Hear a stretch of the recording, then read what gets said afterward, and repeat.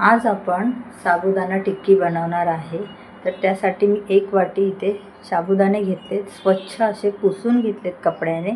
आणि मी इथे अर्धी वाटी शेंगदाणे आणि उकडून बटाटे घेतलेले आहे। इथं मिक्सरच्या भांड्यामध्ये हे साबुदाणे बारीक कापल्यांना छान अशी पावडर करून घ्यायची आहे। इथं मी बारीक पावडर करून घेतलेली आहे, जास्त पण बारीक नाही झालेली। असे मी भाजून घेते। प्लेटमध्ये एका बटाटे घेऊन हे स्मॅश करून घ्यायचे।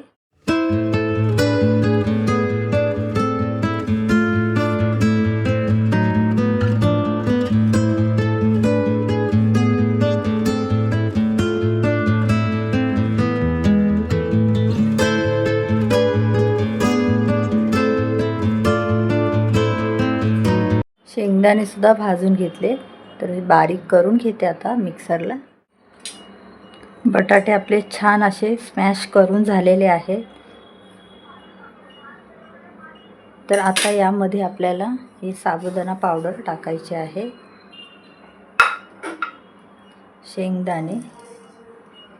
शेंगदाणे बारीक करून घेतले। मी मिरच्या घेतल्यात बारीक कट करून। कोथिंबीर घालते, तर तुम्हाला कोथिंबीर उपासाला चालत असेल तर तुम्ही टाकू शकता, नाहीतर स्किप केली तरीही चालेल। ते मी थोडेसे जिरे टाकले, चवीपुरतं मीठ, तर हे साधंच मीठ टाकलेलं आहे।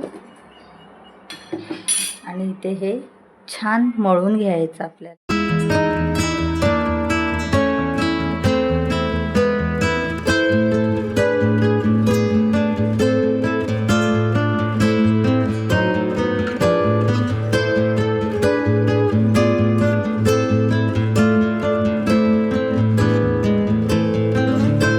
इथे मी हे सर्व छान असं मळून घेतलेलं आहे।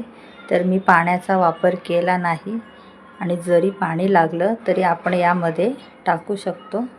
तर आता अशा या छोट्या छोट्या टिक्क्या आपण बनवून घ्यायच्या, जास्त जाड पण नाही जास्त पातळ पण नाही।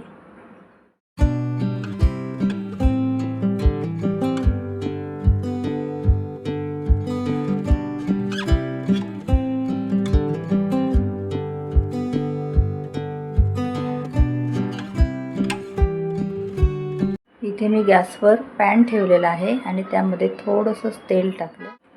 तेल सुद्धा आपलं छान गरम झालेलं आहे। तर एक एक टिक्की यामध्ये आपण सोडूया आणि शालो फ्राय करून घ्यायची आहे।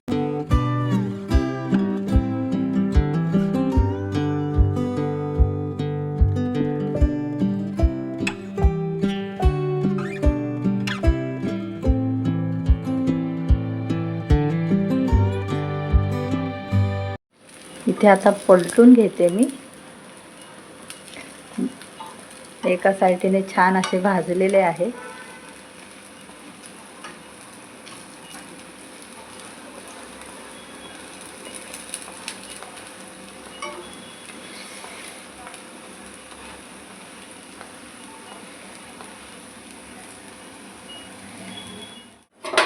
छान अशी कुरकुरीत झाली टिक्की।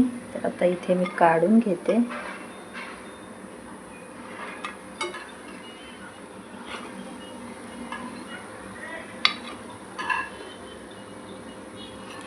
पुन्हा मी थोडंसं तेल टाकलं त्यामध्ये, आणि ह्या दुसऱ्या सुद्धा आपण यामध्ये फ्राय करून घ्यायच्या।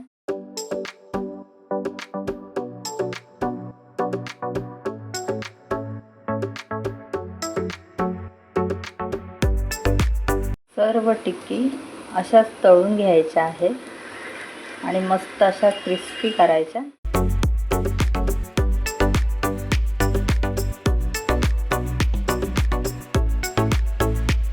साबुदाण्याची टिक्की आपली इथे पटकन तयार झाली आणि अगदी कमी वेळात। तर माझी रेसिपी आवडली असेल तर लाईक, शेअर आणि पटकन सबस्क्राईब।